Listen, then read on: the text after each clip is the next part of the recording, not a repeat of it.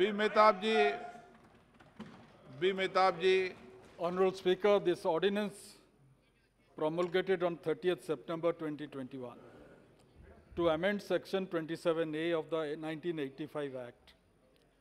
Government is saying this is being done to correct a drafting error. An act which came into force on 14th November 1985 and has been amended thrice, that is 1988, 2001 and 2014, is now before us for the fourth time to rectify a drafting error. And this amendment will be deemed to have been in effect from May 1st, 2014. The point that my friend Mr. Premchandran was raising was relating to certain issues which I agree with. But I am on a different point, and that is when the 2014 amendments come into effect, that means it will have a retrospective effect.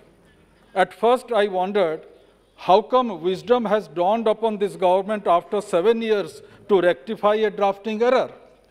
And whether it was a drafting error at all.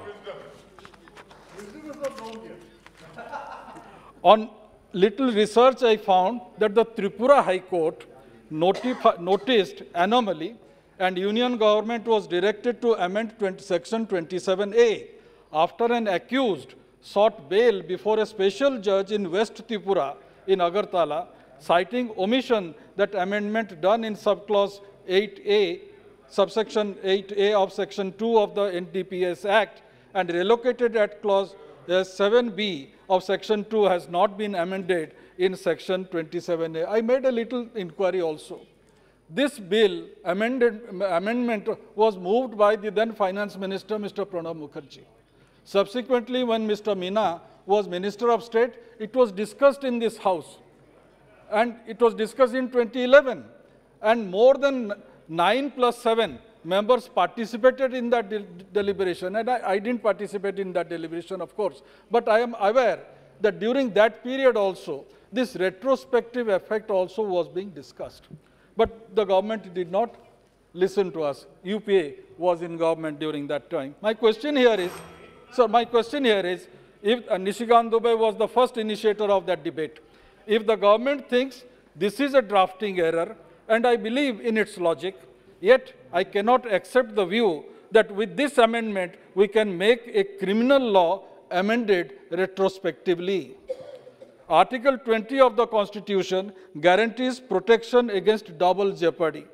Article 20, subsection 1 says that no person shall be convicted of any offense except for violation of the law in force at the time of the commission of the act charged as an offense, nor be subjected to a penalty greater than that which might have been inflicted under the law in force at the time of the commission of the offense.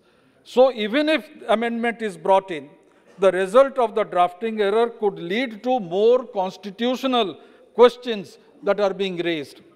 I would not go into the merit of the bill at all during this time of introduction, but I would tell this government, redraft it and come back to this House for approval. Giving retrospective effect on penal provision is bad in law, and which is bad in law is no law.